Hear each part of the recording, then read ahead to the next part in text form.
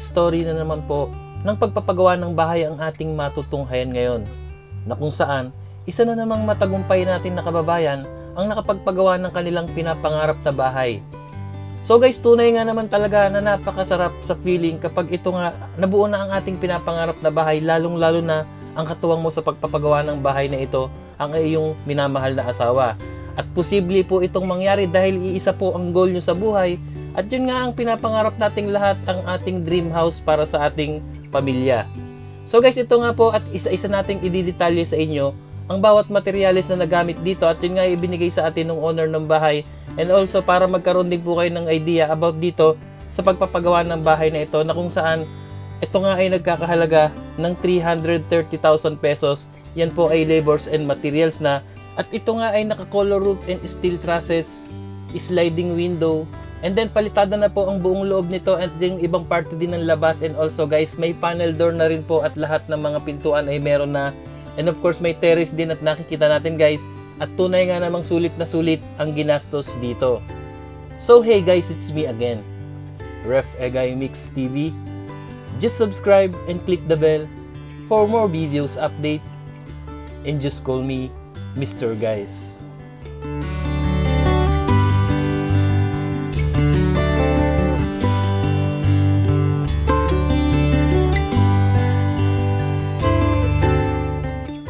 So guys, ito nga po ang ating topic or pag-uusapan ngayon. Ang pagpapagawa ng bahay na mag-asawang Ma'am Arlene at Sir Jerwin.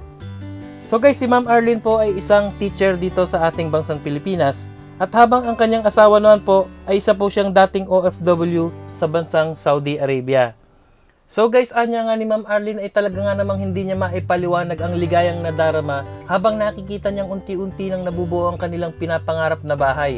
At habang namang itong si Sir Jerwin ay talaga namang mas lalong pang sinisipag sa kanyang pagtatrabaho, at mas lalo siyang nai-inspire dahil nakikita niya kung saan napupunta ang kanyang pinagpapaguran or pinaghihirapang pera, at yun nga ay sa pinapangarap nating lahat, ang pangarap nating bahay para sa ating pamilya.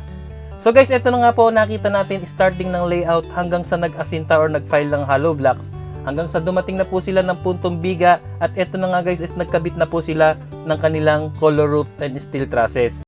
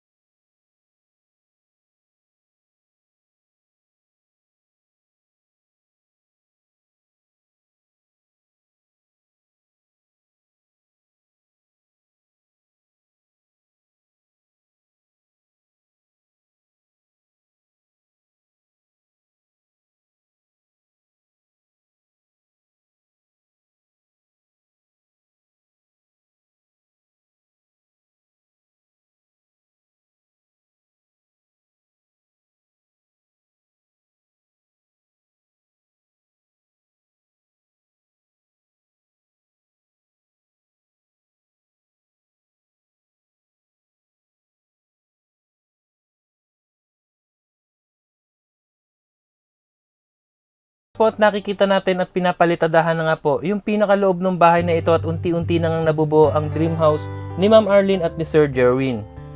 So guys, ayon po sa binigay na details na floor plan ni Ma'am Arlene, na ang sukat nga po ng bahay na ito ay 6 meters by 7 meters. At ito po ay kinonvert natin by the feet, at ito po ay lumalabas na 20 feet by 24 feet. And then ito nga ay may dalawang kwarto, kitchen and dining area, living room, toilet and bath, porch or terrace. Sa inyo nga guys, at ito nga ay matatagpuan sa Villasis, Pangasinan. Ito po ang hometown ni Ma'am Arlene at Jerwin, and then ito po ang location ng bahay na ito.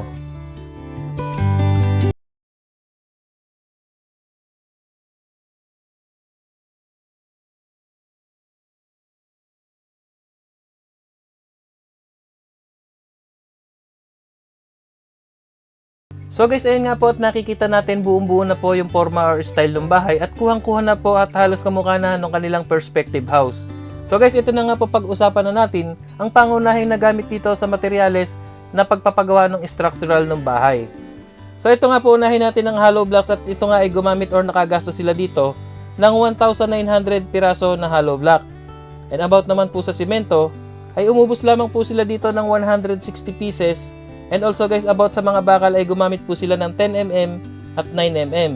At yung 10mm po ay 75 piraso at yung 9mm naman po ay nakagamit sila ng 100 pieces. At yan po ay nagtotal ng 175 piraso lahat-lahat na po ng nagamit sa bakal.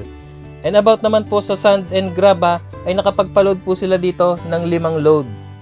So guys, ayun nga po at nakikita natin as of now is nagkakabit na rin po sila ng kanilang sliding window. At yan at napapansin nyo, nakapalitada na po lahat ito at yung flooring ay rough pa lamang at yan nga ay ready for the tiles. So guys, ito naman po ang ating pag-usapan ngayon ang about sa pagpapagawa ng kanilang sliding window. So ayun nga po sa binigay na details ni Ma'am Arlene, ito nga pong kanilang bintana ay merong 6 na piraso at lahat-lahat na po yan ng buong bahay. And also meron lamang po isang silang nakuhang libre dito ay which is yung isang CR na maliit lamang at lahat-lahat po yan ang nagastos po nila ay halagang 23,000 pesos. Lahat na po nung kanilang bintana na yan, 6 na malaki at isang maliit na libre.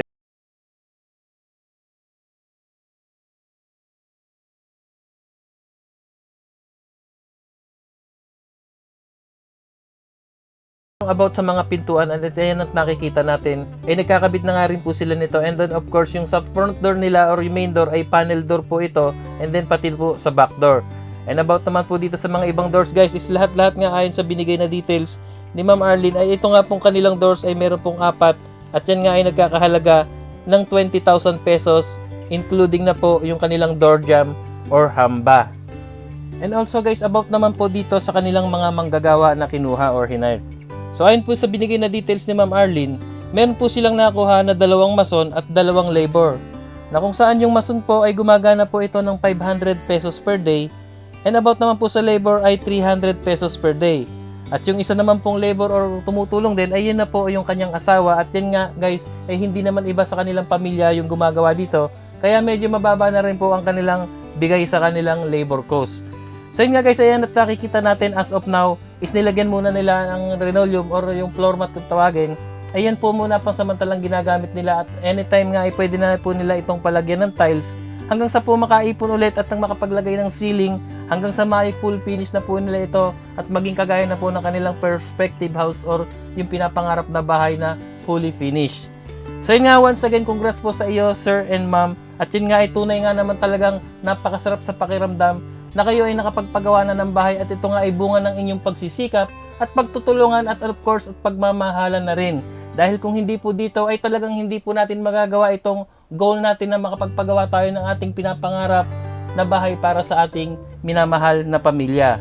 So yun nga guys, 330,000 pesos, labors and materials na po ito. Ito pa ang nagastos dito sa pagpapagawa ng bahay na ito. So yun nga guys, maraming salamat po muli sa inyong panonood. Sana ay na-inspired at may natutunan tayo sa vlog na ito. Lalong-lalo na't na-motivate at nakapulutan din natin ng aral upang magkaroon na rin tayo ng lakas na loob at makapagpasimula na rin ang ating pinapangarap na bahay. Kahit po ito ay step by step, basta ang importante ay meron na po tayong sinimulan at tsak na meron tayong tatapusin at importante din sa lahat ay may inspired tayo at lalo tayong gaganahan sa pagtatrabaho dahil nga meron tayong ginagawang project na bahay at ito nga ang ating pinapangarap para sa ating minamahal na pamilya. So ikaw kapatid, kung na-inspired at may natutunan ka sa vlog na ito, ay mag-subscribe ka na agad at i-click ang notification bell para ma-update ka sa mga bagong videos natin about sa pagpapagawa ng mga bahay at may halong inspirational video at ito ay hango at tungo sa buhay na nagpapagawa ng bahay at ito'y ihahatid sa inyo ng buong buo ng inyong lingkod, Ref Egay at ng ating kaibigang si Mr. Guys. So maraming salamat po muli sa inyong panonood. See you on my next video. Ingat po tayong lahat and God bless po sa ating lahat.